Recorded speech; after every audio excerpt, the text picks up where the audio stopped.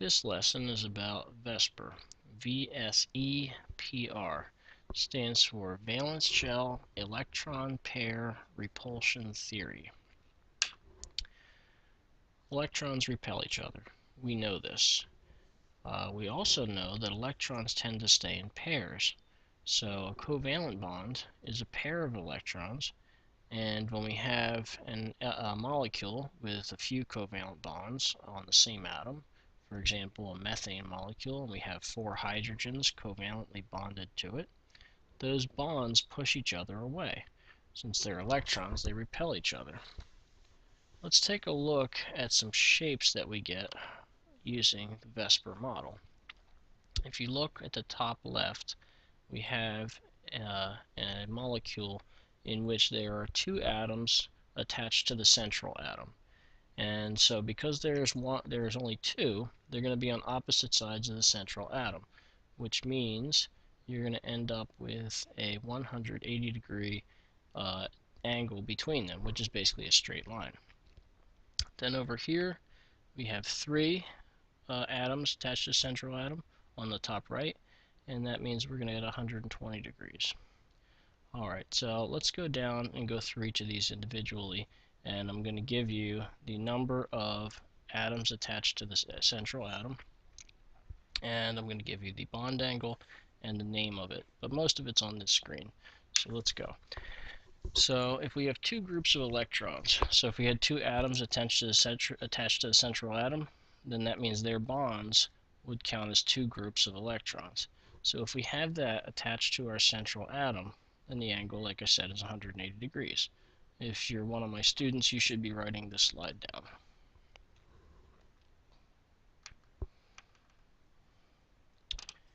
Here's a couple of examples in which we have a linear or 180 degree molecule. So we have carbon dioxide on the top left, and then we have xenon difluoride on the top right. So when you look at xenon difluoride, there's one covalent bond between the xenon and each fluorine atom, and so what we get is a straight line. Now with the carbon dioxide, we have the same thing, although we have double bonds, a double bond between the oxygen and the carbon on each side. So what you have to understand here is that the double bonds, which are 4 electrons total, actually count as one group of electrons. And so there's one group on the right side of the carbon, and there's one group on the left side of the carbon. So since we still only have 2 groups of electrons, we're still going to have a linear model, 180 degrees. So for any situation where you have 2 groups of electrons, you're going to have a linear molecule, 180 degrees. Okay, now if we have 3 groups of electrons, then they're going to split apart, and basically if you imagine a circle and you cut it into 3 sections with lines, each line would be 120 degrees apart. And so that's what we have when we have 3 groups of electrons, 120 degrees separation. Here's a drawing of that. This is called trigonal planar. That's what this shape is called. And if you look here at boron trihydride on the left side there, you can see each of those lines is 120 degrees apart. Okay, so with 3, it's 120 degrees. That's called trigonal planar.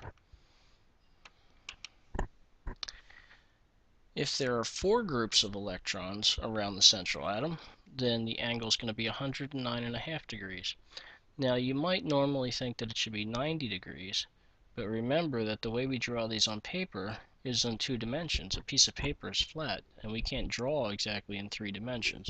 We can try to make something look like it is, but normally we draw it and it ends up looking like a plus sign. If we drew a methane molecule, for example, you would have your carbon atom in the center, and then you would have a hydrogen above it, below it, and on both sides, and so it would look like a plus sign.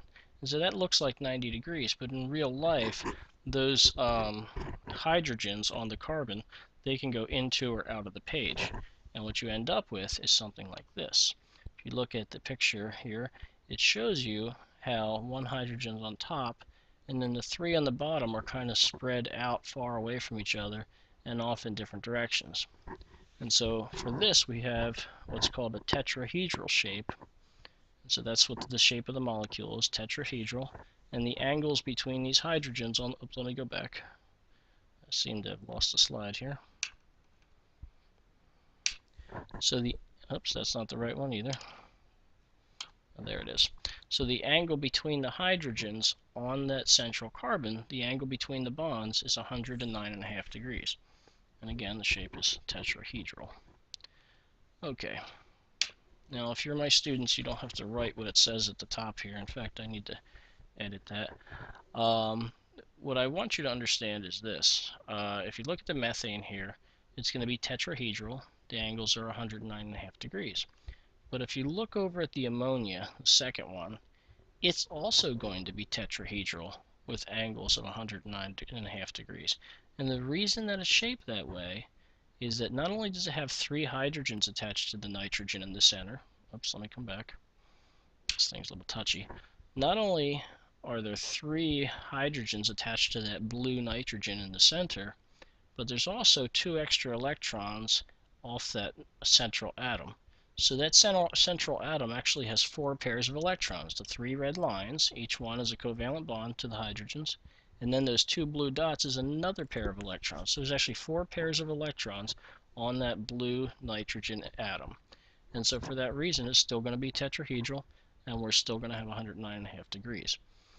If you look at the water molecule, this is another situation. Here we have 2 atoms, and so we have 2 covalent bonds, the red lines, and those each are pairs of electrons. But then we know the oxygen has 2 other pairs of electrons on it. And so since it has 4 pairs of electrons, it's also going to have bond angles of 109.5 degrees, and it's also going to be a tetrahedral shape. Most of the ones I'm going to give you on the worksheet are not going to be this way. There's only one of them, and I let you know by filling in the number of electron groups for you, and I put 4 on that one. So that one I give you. Okay. Now, we can also have situations where we have 5 pairs of electrons on the central atom, or even 6 pairs. And so I want you to look at these two here. My students should be writing these down. And so if we have 5 groups of electrons, what's going to happen is 3 of them are going to make a circle, a flat circle, and they're going to be 120 degrees apart. So that's trigonal planar. And then 2 of them are going to stick out the top and bottom of that. And what that picture looks like, I'm going to go back to the original slide because this is actually a better picture of it. So if you look at the bottom middle, you can see three of the atoms are kind of in a flat plane, 120 degree angles between them, and then 2 of them, one sticking out the top, one sticking out the bottom, make 90 degree angles with the other ones. Okay, and so that's what you get with 5 groups of electrons. Some angles are 120 and some are 90. With 6, you end up with all angles of 90. Again, you should be writing this down. And you look on the bottom right, and it basically looks like kind of like, just imagine a cross and then another line going through that. So one line in every dimension, like an X, a Y, and a Z. You have points sticking out in every direction. One in each X direction, one in each Y, plus and minus, and one in each Z, plus and minus. And so it's kind of like jacks. If you imagine those toys where you bounce the ball and you pick them up, the jacks, they have basically a point in every direction. And that's what it's shaped like. So that's with 6 groups of electrons. And something interesting to note before we go on, and in a second I'll give you the shapes for 5 and for 6, so leave some space, I'll give you the shapes for both of these. But something interesting to note is that if you have a pair of 5 pairs of electrons around the central atom, that means it has 10 valence electrons, which means it's violating the octet rule. And the same thing if you have 6, you're going to have 12 valence electrons, again violating the octet rule. And so that rule does get broken sometimes. Okay, so here they are, 5 and 6. 5 sets of electrons around the central atom is called trigonal bipyramidal. That's the first word, that's the one on the left. And so that should go under 5 groups of electrons here. And then we have octahedral, which is what you get if you have 6 groups of electrons. And one of my students asked me today, why do we call this octahedral? And if you imagine drawing lines between each of the atoms, what you would end up with, if you imagine from a fluorine to a fluorine to a fluorine, on top you would end up with a triangle, and then another triangle, and you would end up with 4 triangles basically on the top, all connected together, and then 4 on the bottom. It would be like if you took 2 pyramids and stuck them together, bottom to bottom, and what you'd end up with is an 8-sided shape. So for 5 groups of electrons, you have trigonal bipyramidal, and for 6 groups of electrons, you have octahedral. And that is the end of this lesson. So again, any of the ones that you have trouble with, you can look at this initial slide, and this really kind of gives you all the answers.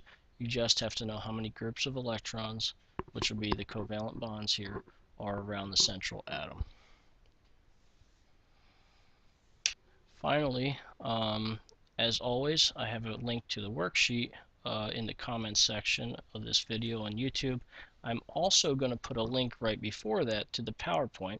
So if while you're listening to me, if you wanted to just download the PowerPoint yourself and look through it, you can have a copy of the PowerPoint. That's all. Thank you.